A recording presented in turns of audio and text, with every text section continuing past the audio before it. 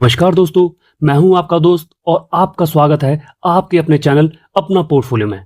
यहां हम सीखेंगे स्टॉक मार्केट, इन्वेस्टिंग और पर्सनल फाइनेंस को एक सिंपल और प्रैक्टिकल तरीके से। चाहे आप बिगिनर्स हो या अपनी इन्वेस्टमेंट जर्नी को बेटर बनाना चाहते हो, यहाँ मिलेगी आपको मार्केट की नॉलेज, पोर्टफोलियो बिल्डिंग के आइडियाज और पैसे को स्मार्टली मैनेज करने की इन्फॉर्मेशन। मेरा एम है कि हम सब मिलकर फाइनेंशियल नॉलेज बढ़ाए और अपनी वेल्थ क्रिएशन जर्नी को स्ट्रांग बनाए। तो जुड़े रहिए हमारे चैनल अपना पोर्टफोलियो के साथ। तो इस वीडियो को शुरू करने से पहले मैं सभी से सिर्फ एक सवाल पूछना चाहता हूं कि क्या इन्वेस्टमेंट करना क्यों जरूरी है। इस सवाल का जवाब देने से पहले समझते हैं कि अगर आप इन्वेस्टमेंट नहीं करेंगे तो क्या हो सकता है। मान लीजिए आप 50,000 रुपये हर महीने कमाते हैं और 30,000 रुपये आपका महीने का खर्च है। आपकी मंथली जो सेविंग है वो होती है 20,000 रुपये। इस एग्जाम्पल को आसान रखने के लिए हमें इसमें कोई भी इनकम टैक्स नहीं जोड़ा है। अब मान लीजिए कि आपकी कंपनी अपने एम्प्लॉय का बहुत ख्याल रखती है, हर साल तनख्वाह का 10% बढ़ाती है। जीवन जीने के लिए जो भी खर्च होता है, जिसे हम कॉस्ट ऑफ लिविंग कहते हैं, हर साल 8% से बढ़ता है।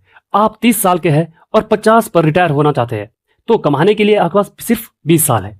रिटायरमेंट के बाद आप किसी भी तरह का काम नहीं करेंगे, आपके खर्चे नहीं बदलेंगे। हर महीने जो 20,000 बचते हैं वो भी कैश में आपके पास ही रहता है। अगर आप इन नंबर पर नजर डालेंगे तो आपको समझ आएगा 20 साल के बाद हालात डरावने हो सकते हैं। 20 साल की मेहनत में सिर्फ आप 1,70,00,000 ही जोड़ पाएंगे, क्योंकि आपके खर्चे फिक्स थे। तो आपने अपने रहने का तौर तरीका भी नहीं बदला। शायद आपने अपनी कई फीलिंग्स जैसे बड़ी गाड़ी लेना, बड़ा घर बनाना, घूमना फिरना सबको अपने मन में ही रखा।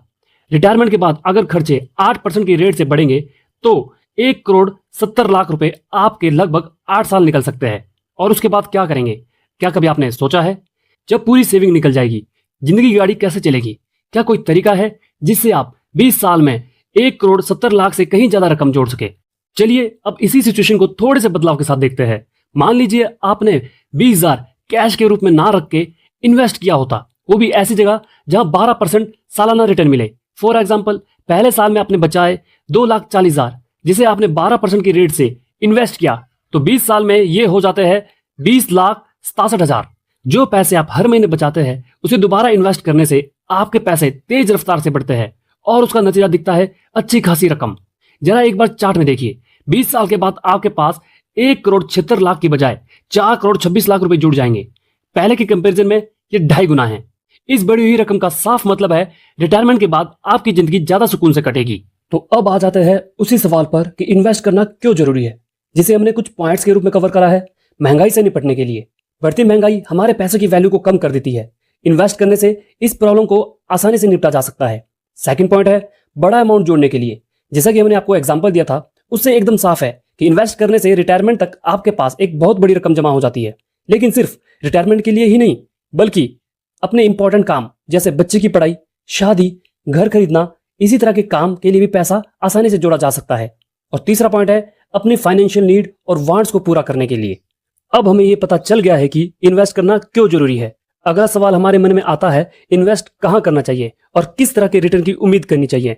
इन्वेस्ट करने से पहले आपको चुनना होता है एसेट क्लास, जो आपके रिस्क लेने की कैपेसिटी पर डिपेंड करता है। रिटर्न और रिस्क के हिसाब से इन्वेस्टमेंट को अलग अलग कैटेगरी में डिवाइड किया जाता है।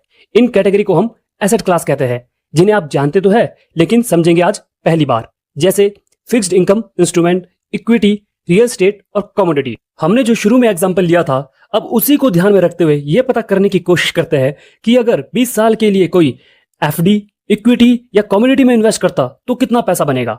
अगर फिक्स्ड इनकम यानी कि एफडी इंस्ट्रूमेंट में अगर इन्वेस्ट करते हैं और रिटर्न एवरेज 9% ईयरली मिले तो 3.3 करोड़ रुपए हो जाते हैं, और आज ये रेट 7.5% के आसपास चल रहा है। इक्विटी में अगर 20 साल के लिए इन्वेस्ट किया जाए और रिटर्न एवरेज 15% ईयरली करे, जो कि आसानी से मिल जाता है, तो 5.4 करोड़ रुपए मिलेंगे।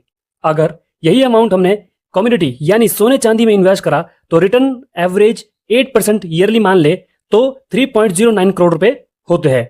तो साफ दिखाई दे रहा है कि इक्विटी में इन्वेस्ट सबसे बढ़िया रिटर्न देता है, खासकर तब जब आप लंबे वक्त के लिए इन्वेस्ट करते हैं। अब आपको इन्वेस्टमेंट से जुड़ी कुछ जरूरी बातें समझ लेनी चाहिए। जब आप इन्वेस्ट करते हैं तो ध्यान रखना जरूरी होता है कि सारा पैसा एक ही एसेट क्लास में ना हो। अपनी इन्वेस्टमेंट को अलग अलग एसेट क्लास में बांटना बहुत जरूरी है। इस प्रोसेस को हम एसेट एलोकेशन कहते हैं। चलिए इसे एक एग्जांपल से समझते हैं।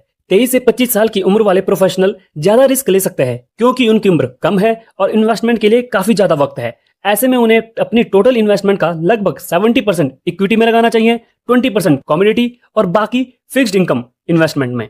इसी तरह जो इन्वेस्टर रिटायर हो चुके हैं, रूल के अकॉर्डिंग टोटल इन्वेस्टमेंट का 80% एफडी में लगाना चाहिए, 10% इक्विटी में और 10% कमोडिटी में।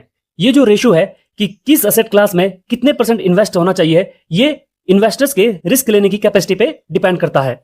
इन्वेस्टमेंट करना जरूरी है, लेकिन इन्वेस्टमेंट शुरू करने से पहले आपको ये बातें जान लेनी चाहिए और अच्छे से समझ लेनी चाहिए। रिस्क रिटर्न आपस में जुड़े हुए हैं। ज्यादा रिस्क होगा तो ज्यादा रिटर्न होने की पॉसिबिलिटी है, कम रिस्क होगा तो रिटर्न भी कम ही होगा। अगर आप चाहते हैं कि इन्वेस्ट किया गया पैसा सेफ रहे तो एफडी वाले इन्वेस्टमेंट के ऑप्शन ज्यादा बेहतर होंगे। इसमें रिस्क कम होता है, लेकिन ध्यान रखें लंबे वक्त में इन्फ्लेशन रेट की वजह से जो भी रकम आपके हाथ में आएगी उसकी वैल्यू कम होगी। चलिए एक एग्जांपल से समझते हैं। बैंक एफडी आपको 7.5% रिटर्न देता है और महंगाई दर अगर 8% है तो आपको आधे % का नुकसान हो रहा है। फिक्स्ड इनकम वाले ऑप्शंस उनके लिए होते हैं जिनकी रिस्क लेने की कैपेसिटी कम होती है। महंगाई से निपटने के लिए आपकी मदद करेगा इक्विटी। अगर पुराना डेटा निकाल कर देखें तो यह पता चलता है कि लंबे वक्त में इक्विटी में इन्वेस्ट करने पे आपको 14 से 15% इजीली रिटर्न मिल जाता है। लेकिन ध्यान रखें इक्विटी में इन्वेस्ट करना रिस्की हो सकता है, क्योंकि जब आपको पैसों की सबसे ज्यादा जरूरत हो और उसी समय मार्केट में फॉल आ गया तो आपके पैसों को अच्छा खासा नुकसान देखने को मिल सकता है। जमीन या फिर रियल स्टेट में इन्वेस्ट करने के लिए एक साथ बड़ी रकम की जरूरत पड़ती है और इस तरह की इन्वेस्टमेंट से निकलने में काफी वक्त लग जाता है। जमीन आप कभी भी खरीद या बेच नहीं सकते। आपको खरीदने के लिए और बेचने के लिए सही वक्त पर सही खरीदार और बेचने वाला चाहिए होता है। सोने चांदी में इन्वेस्ट सेफ ऑप्शन माने जाते हैं, लेकिन इनका रिटर्न बहुत ज्यादा अट्रैक्टिव नहीं होता है। अब जान लेते हैं इन्वेस्टमेंट से जुड़ी कुछ जरूरी बातें। आपके फ्यूचर की सेफ्टी के लिए आज से ही आपको इन्वेस्ट करना शुरू करना चाहिए। जो पैसा आपके अपने गोल के लिए जोड़ना चाहते हैं वो इन्वेस्टमेंट के रिटर्न पर निर्भर करता है। दो अलग अलग इन्वेस्टमेंट के रिटर्न के बीच में थोड़ा सा डिफरेंस भी फ्यूचर वैल्यू को कम कर सकता है। ऐसा इन्वेस्टमेंट ऑप्शन चुने जो आपके रिस्क लेने की कैपेसिटी के अकॉर्डिंग हो।